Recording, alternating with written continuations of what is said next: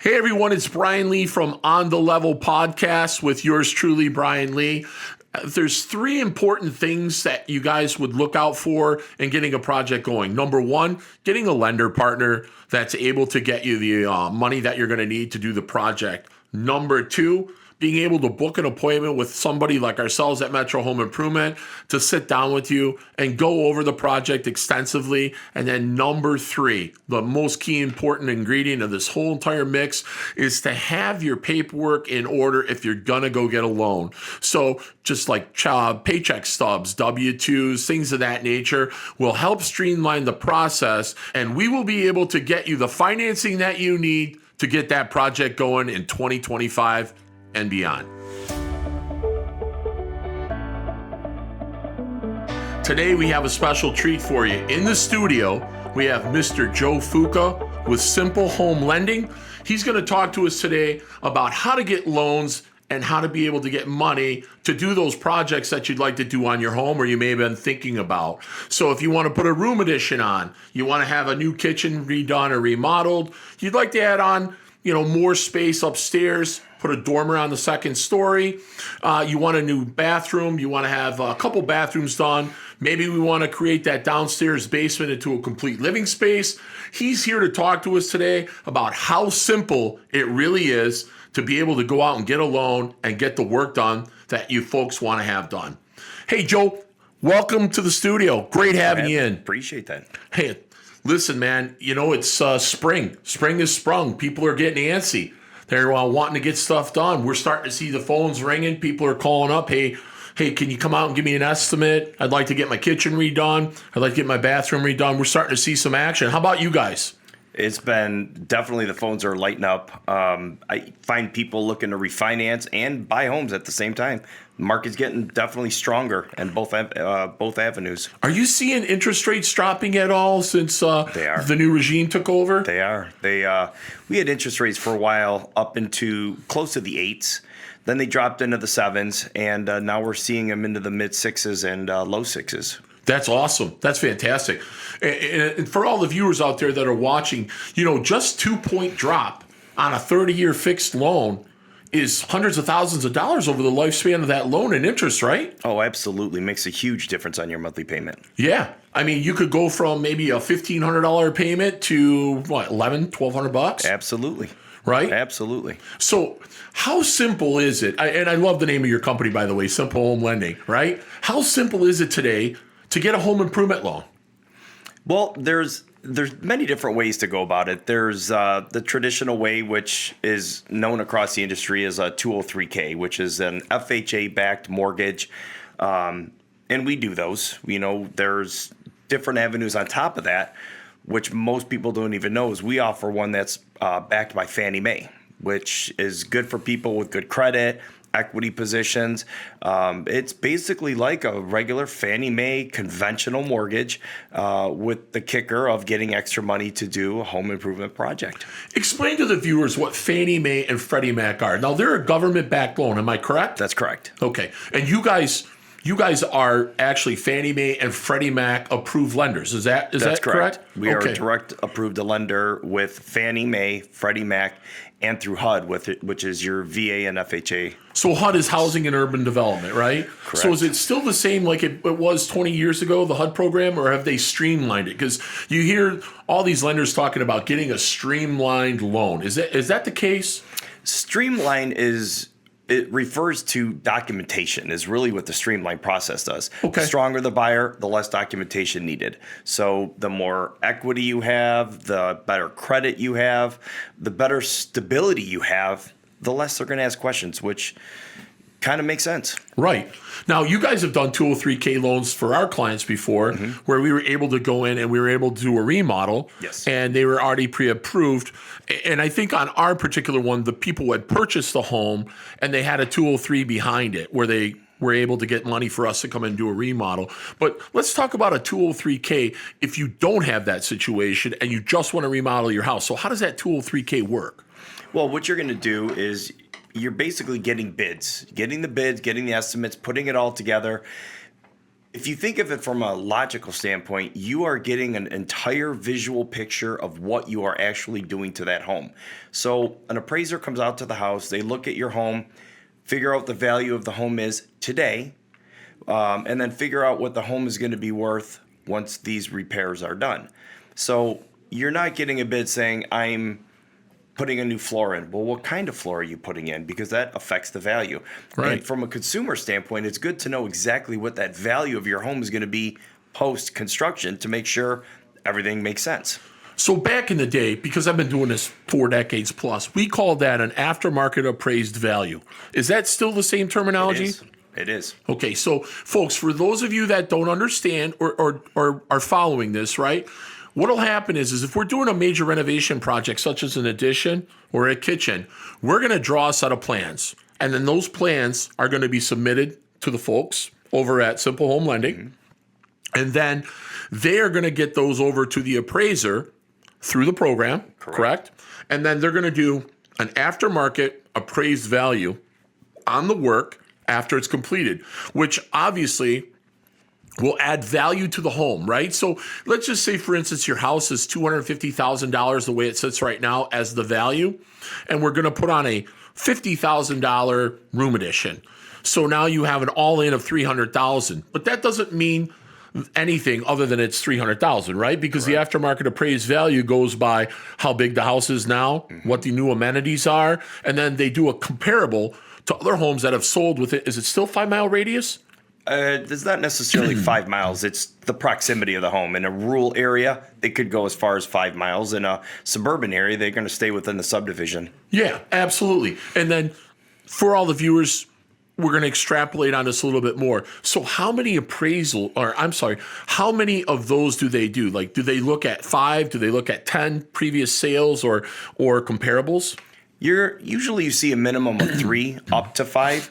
If they have perfect data within, let's say it's within the same street, within 6 months, within the same sub, they might only have 3 comparable homes.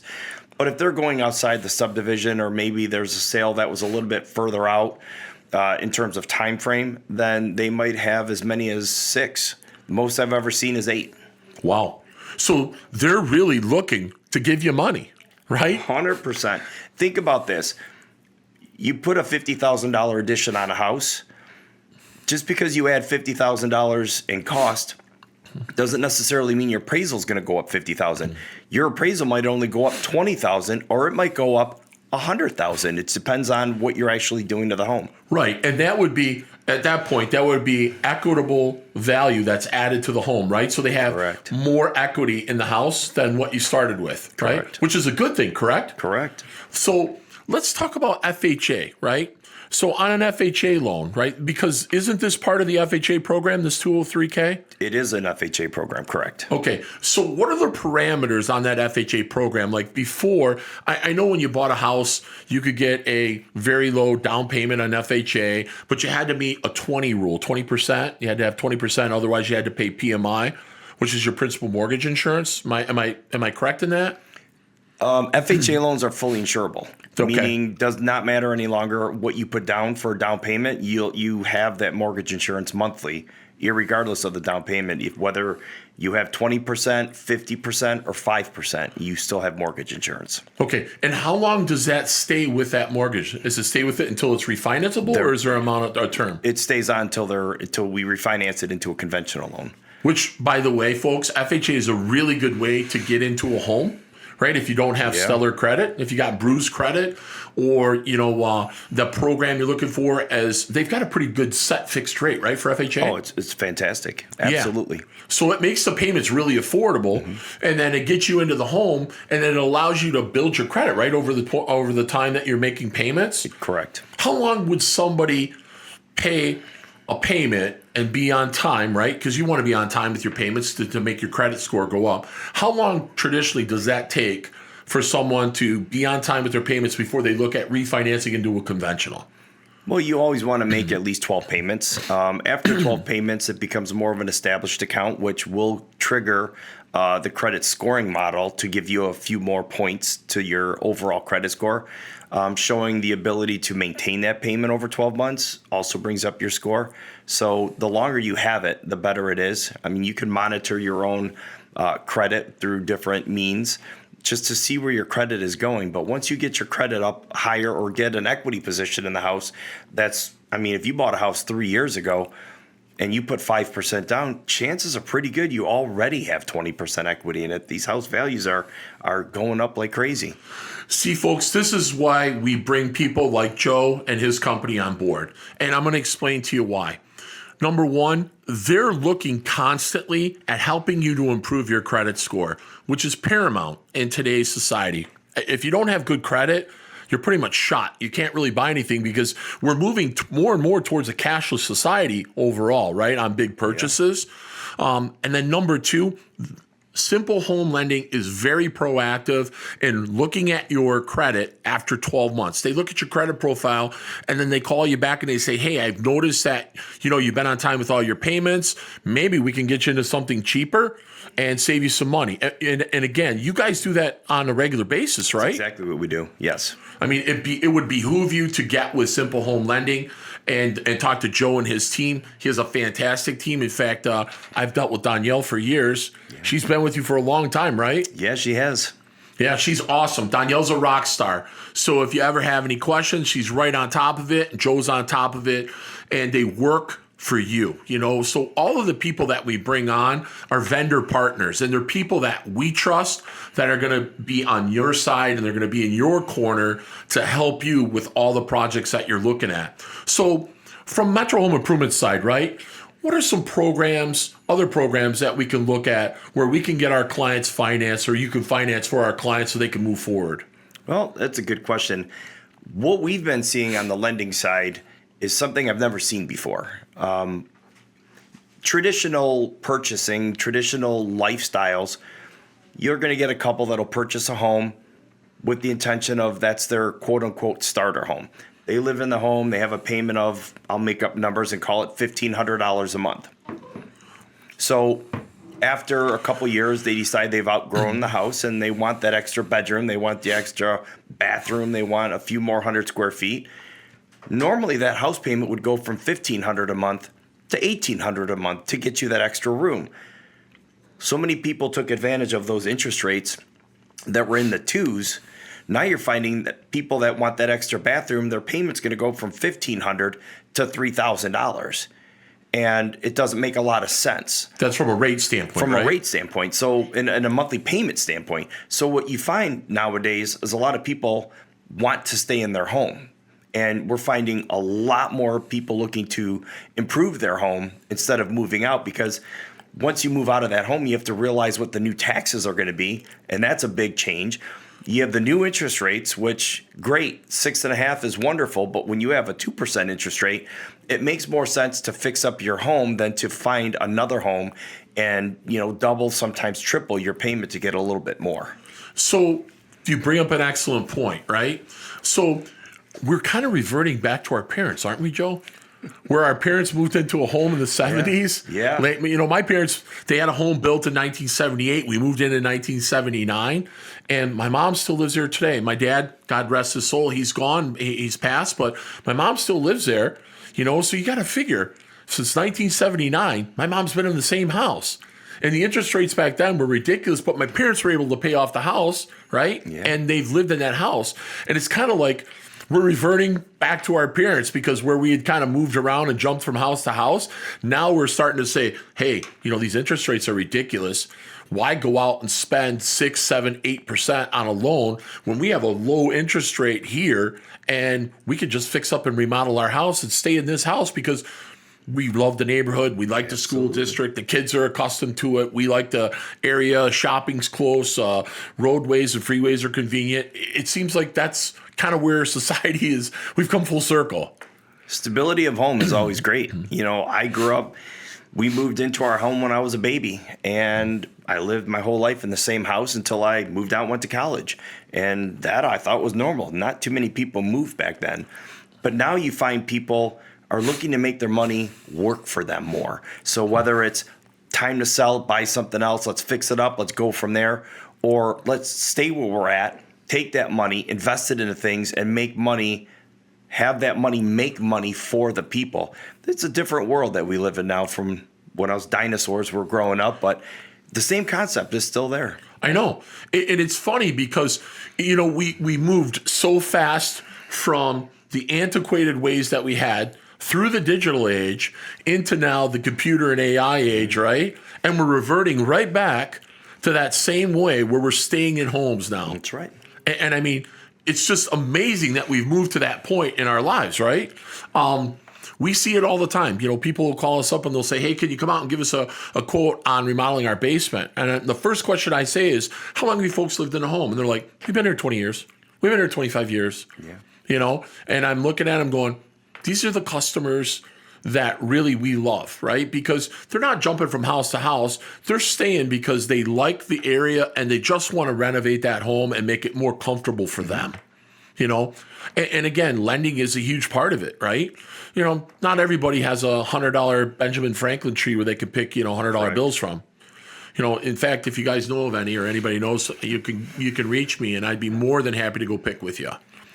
Also growing up, when I was a child, it usually seemed that one of the parents were working and not both parents. Yeah. Nowadays, it takes both parents working to afford that home.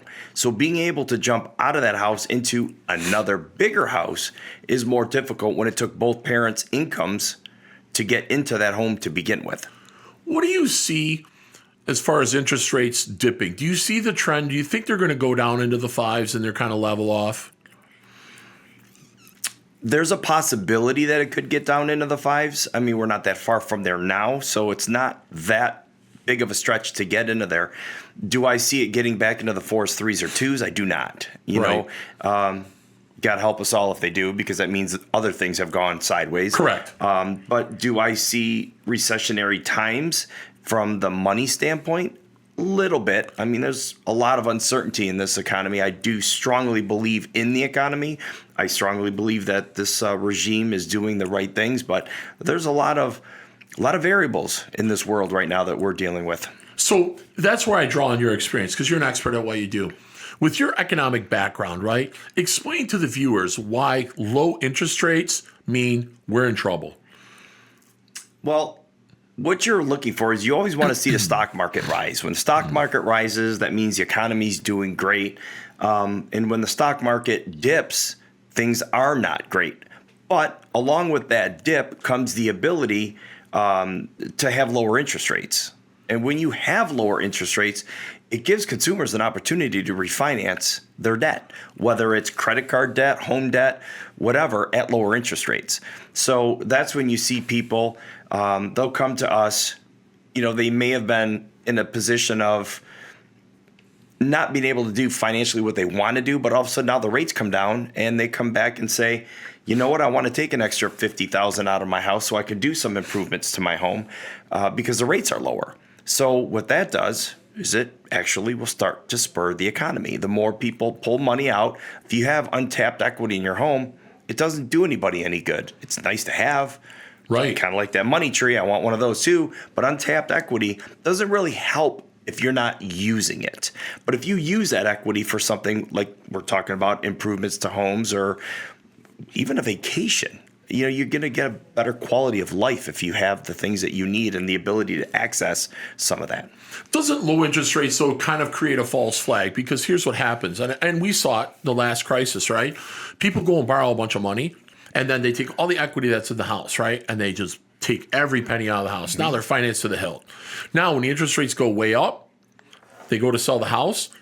It's very hard for them to make any money on the sale of the house because they're overextended, they're overfinanced, they're over leveraged, they call it, right? Mm-hmm. So in one instance, it's great, right? For us, it's twofold. We build new homes as well, right? So when people see low interest rates, the number one thing that happens, hey, we want to build a new house. Right. We want to take advantage of the interest rates right now. We want to build a new home. We want to get into that. Okay, so for me, that works perfectly because I can just shift gears and then all I have to do is hit a new vertical, and now I'm building houses.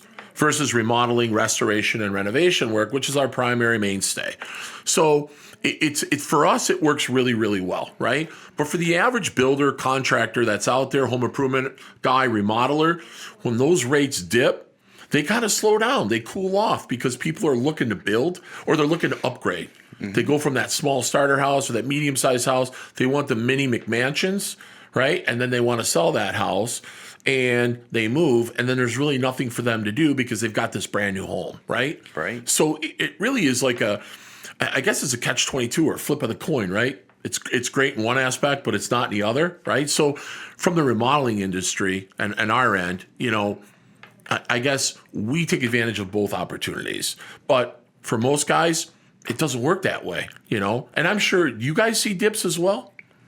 Dips in terms of what? What like kind of they dips? go from new home building at low interest rates Always. and it's crazy. And then when the interest rates go up, then it's, hey, can I borrow money to do some fix-ups? Absolutely. You might have months where, out of 100 loans that we close, 95 of them are purchases. Then you find some months where we'll do 70% refis. It just depends on the market, time of year. A lot of the situations in the economy will definitely factor what's happening in terms of loans. Now we're seeing a pretty much a 50-50 mix of refinancing and purchases. That's what I was going to ask you next. I was going to say, you see an eclectic mix of both? Right down the middle. That's awesome. So there you go, folks. Right down the middle, meaning the rates have come down enough where people are starting to spur new growth, and people are saying, hey, I want to go buy a new house. Or people are saying, you know what, the rates have come down enough. I think we want to stay and we want to fix up the house, right? Right. So we're seeing a 50-50 mix. So getting back to the loans, right, to fix up your home and the programs that you have, what does it generally take? Like, how long does it take from the process of initiating the call and getting you guys on board, onboarding you to start that process and get them to a closing, so to speak? Well, the first thing it starts with is a phone call and a conversation. When we get referrals to us are cherished. If you had a client reach out to us for a referral to talk to them, that doesn't mean we have to necessarily write the loan for them. That means we need to help them. That's what the referral really means. So our starting point is to make sure we actually help that consumer, starting with education. Figure out what makes sense, go through the different options, find a viable option. And a lot of it is once we give out that education piece and explain to the clients what their options are, when you've done your job right, the client will tell you what they want because you're giving them the education to let them make their decision that's best for them.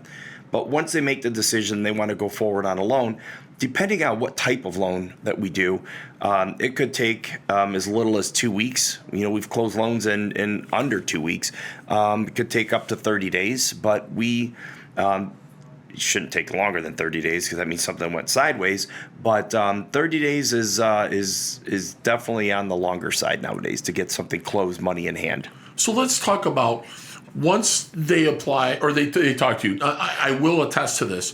I've spoken to you before, and you've been in Florida, and you've handled my customers, and I appreciate that. I just make a phone call, and I say, hey, Joe, I have a referral for you. Could you reach out to these folks? You're like, yep, I'm on it, right?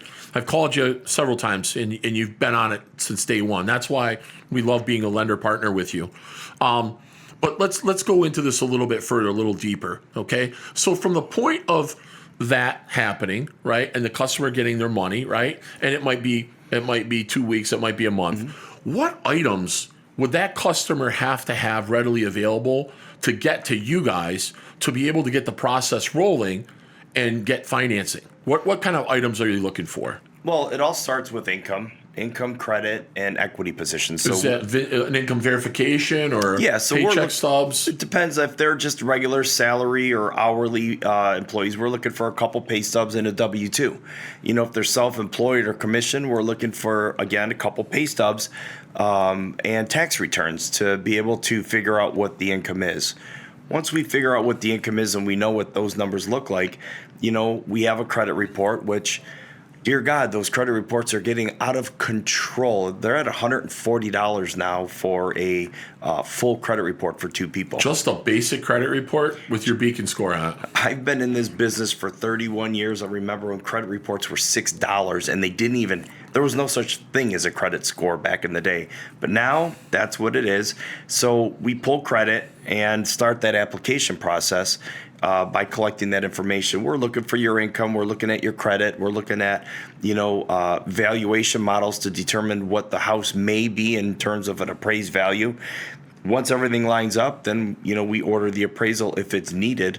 But we're getting a lot of appraisal waivers because the data that's in the computer systems now with Fannie and Freddie, they kind of already know a variation of what that or they have a window of what that value is on that home.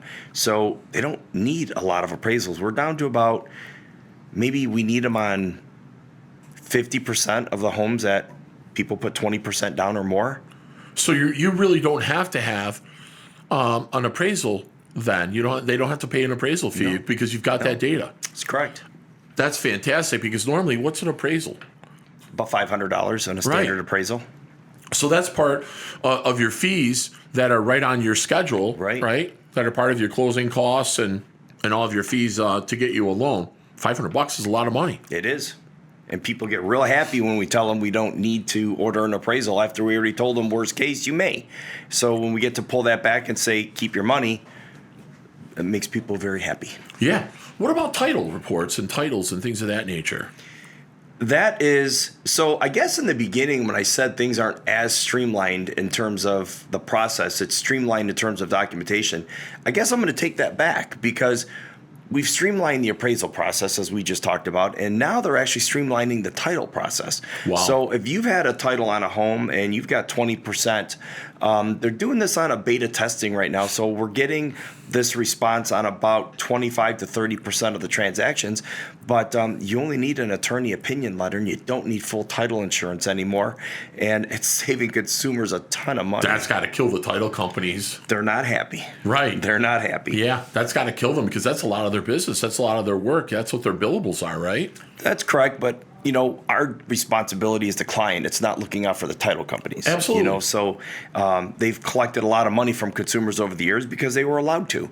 And, on the wholesale channel, which I'm very proud to partner with many companies, including United Wholesale Mortgage, they've actually found a way to get around a lot of these title policies where they're just not needed. You see that the consumer will save on average on a refinance about $1,500 by not needing that.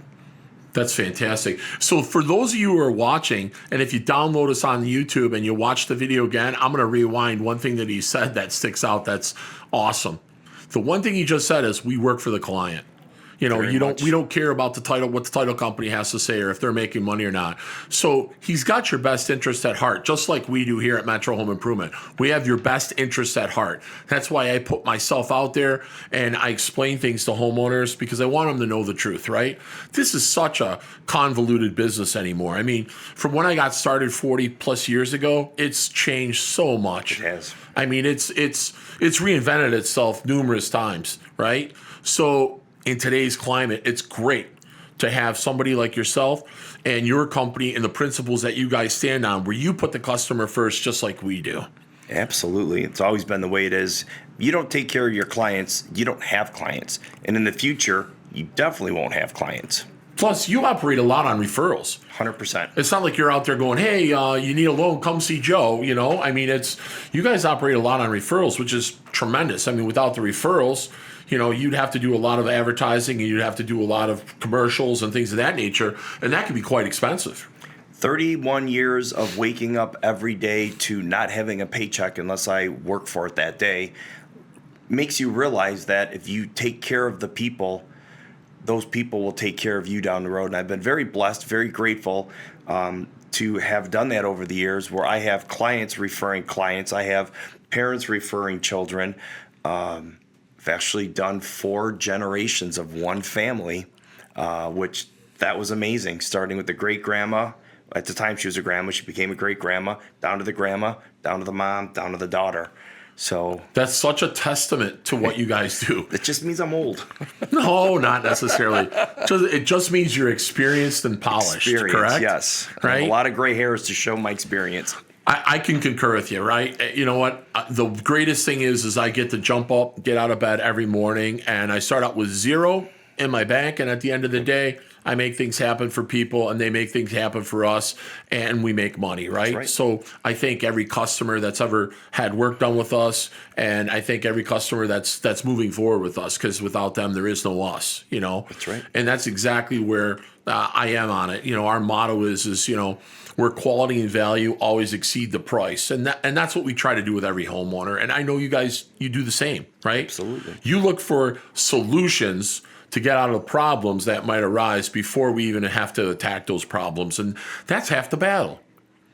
Well, sometimes you have to predict what's about to happen before it even happens. You got the crystal ball at the office. You have to. You have to figure out potential landmines, because this is a tricky industry. It's challenging. There have been many lenders over the last 3 years that have exited the industry because of the difficulties in the process, the computer technology, the change in atmosphere. You can't do this 1 foot in, 1 foot out. The guidelines that we had last month completely changed this month. It'll probably change again next month. Is that governmental change? Has it come down from the government, like from the Fed, or is that at a lower grassroots level, like the banks? Nope, it is definitely from the Feds. Some of it has to do with risk. When the market changes, if there's any instability in the market, you'll find some of these other loans. We have non-traditional loans as well. Those non-traditional loans are very risk-based. So the market shifts a little bit, all those guidelines tighten up. When the market gets robust, you see a lot of lenders loosening things up. And when I say lenders, I'm talking about the GSEs. You're talking Fannie, Freddie. You watch these lenders or these entities out there loosen a lot of the guidelines up, which it's just nonstop change. Well, a couple of weeks ago, we had a client in here, one of our vendor partners who very well, Joe Fortuna at Fortuna Realty, right? And he was kind of talking about how the industry has changed and how they go about marketing houses and what they look for and how we work together with them as a vendor partner. And on his side of the business, he said kind of the same things that you're saying. Like, things change so quick and they go so fast that, one program that you might have today might be a different program that you're going to have next week or next month. It's true. And it just makes it challenging from your standpoint and also from ours, right? That's why it's imperative when we sit down with homeowners and they're looking for a loan. It's like, folks, we're not trying to push you into this, and I don't want you to make a snap decision. However, if you're thinking about getting it done, we should at least talk about getting the funding approved with you, getting that process rolling, because that program might not be here. It may change. The parameters may change. Not only change, but there's an affordability level that people don't consider. So it's always good to start with your finances first to make sure, you would hate to see somebody get their heart set on building something and then have it in their head what they think the cost is going to be, and then find out they're not even close to a monthly payment, or, needing funds that they're going to have to figure out different ways to make it happen. So when you figure out your financing first, everything just kind of falls in line. And that's what we try to do, is educate people on what options are available. So let's move off of the FHA 203K program and talk about conventional lending, right? Mm-hmm. Are there conventional programs out there for homeowners to borrow money to do home improvements and remodeling? Yep, there's a Fannie Mae home renovation program out there that we offer as well. Okay, so let's dive into that a little bit. So what are the parameters of that, and how does that work within the exact same reality of where we're at, an exact same scope? Well, in that aspect, you don't have to have a government and approved builder do this. So money's easily accessible. It's better for the builders, and it's better for the consumers. But the problem with that is you got to have really good credit in order to do that. You have to have some equity in your home, not a lot. At the end of the day, they're only looking for 5% equity after construction. Pretty much everybody has 5%. Yeah, you could have an appraiser opinion of 5% variance in almost every appraisal. But if you do have that ability and you have the credit that goes with it, and your income stability, asset stability, then you're going to get a little bit better financing options, especially if you have that equity position of 20% or more. You don't have to pay that mortgage insurance up front. Right. People like that. Right. What's the minimum credit score model for that to basically say, hey, this is going to work for you? There's really not a low credit or a minimum credit score. Everything nowadays is run through an automated underwriting system. Okay. So we take the information, we run it through Fannie Mae's automated underwriting system, and it literally says yes or no. What the minimum scores are, there's really no minimum scores, but I do know that if you have less than 20% down and your credit score is under 700, I've yet to see one get approved. So I would guess that I would say that's your starting point is 700. Again, that's if you don't have any equity really in your home. But if you're in a really strong equity position, maybe you have a $500,000 house, you only owe a couple $100,000 on. You know, I've seen them down as low as 620 get approved. So it's not irrelevant. The credit score is not irrelevant. There is relevance to it, but it's not a necessary indicating factor to get you approved, because the more equity that you have, they look more favorably at you in the Correct. program. Am I correct in assuming that? It's all risk. It's all risk based. So yes, the better equity position you have, the more things are overlooked, if you will. And what are you kind of seeing interest rates at? Let's say if somebody has a lot of equity for that program. You're going to still be in the sixes. I mean, that doesn't change too much from the standpoint of, you know, what a regular conventional loan pricing is versus this particular product. What you're going to see is you're going to see some inspection fees, you know, because they have to make sure. And that's one of the things I don't want to call it a bad thing. I can actually call it a good thing. But if we're working with a builder, we make sure that, you know, if this is a $100,000 project and they're on the first quarter of it, we make sure that that first quarter is actually done. So they'll send an inspector out to make sure, okay, if they're using 25,000 out of the 100, they should be at this level in terms of the home improvement. It should be framed, or, you know, the windows should be in. They go out, check the box. Yep, that's done. And they're doing it to protect the consumers, to make sure that everything is transparent, because nobody wants that consumer to get to the end of the file and say, you're $50,000 short. Because then everybody looks around, and as we've already The fingers discussed, start getting pointed. Yeah, well, there's no tree in the backyard. We already discussed that. So there's got to be another avenue to figure out how to fix it. So Absolutely. we make sure the customers are protected all the way through to make sure there's no surprises. So on that program, is the builder working off of a sworn statement and then waivers of lien? Yes. So it's just like when we do construction draws for building new homes. It is. It's exactly what it is. Right. So that's an awesome program, folks. So what happens is if you qualified for, let's say, $100,000, your project was $100,000. What we do is we fill in all the trades and all the materials we're going to need on a sworn statement, and it's already pre-printed or listed out, right? And then we apply for a draw based on that sworn statement. So we're going to get X amount of dollars down to get the project rolling. And then I have to provide lien waivers signed off by the contractors that we use, as well as I got to provide the receipts for the materials that I bought to show that, hey, we actually purchased this material and it's paid for. Once the inspector comes out and he inspects and makes sure that that's good, then they will go ahead and allow you to apply for draw number 2 to keep the project rolling. That's right. Right. So it's a good program for folks who want to get things rolling. And it's really good to have your builder on board with that. Like, I know a lot of guys that don't qualify for it because they don't work under that model system. Right. However, we're one of the guys that do. We've worked off of sworn statements for years, and we understand all the idiosyncrasies of the whole entire thing. So it's good for us because it allows us to do larger projects for homeowners. And be able to, you know, get it done in a quicker time because we know the money's there. We know it's set aside. Homeowners know what's going on. And then the other great part about it is the homeowner really doesn't start making payments on that full amount until it's drawn down. That's correct. Right? Yep. So, you know, if it's $100,000 and they draw $25,000, payments are only based on the $25,000. That's right. Well, Joe, it has been awesome having you in the podcast studio today. It's been great talking about all the programs and the available programs for people to get into to be able to remodel their homes and also purchase new homes. What I would like to do, though, is I would like you to tell everyone how they can get a hold of you direct. If you have a website address, please give them your phone number, who to call to get the process rolling for anything that they might need. Absolutely. My name is Joe Fuca from Simple Home Lending. My phone number, direct cell phone, is 586-994-9494. And my office phone number is 586-532-2000. And we are located on Hall Road between Garfield and Romeo Plank. So give us a call. Either myself or any of our 37 loan officers in the office would be more than glad to help. Do you have a web address as well, website? Yeah, we're simplehl.com. Simplehl.com. So for those of you that are looking to get money, get projects rolling, you guys want to do home improvement, obviously, get a hold of Joe, get a hold of his team, and then we can get that process going for you. And we also can help to guide you here at Metro Home Improvement to get you in with Joe so you're able to get the financing that you need for us to come out there and do the work for you. Thanks for watching. If you found this informative, please like and subscribe to our YouTube, our Instagram, and our Facebook pages. You can see them on the QR codes located on the front of our desks here.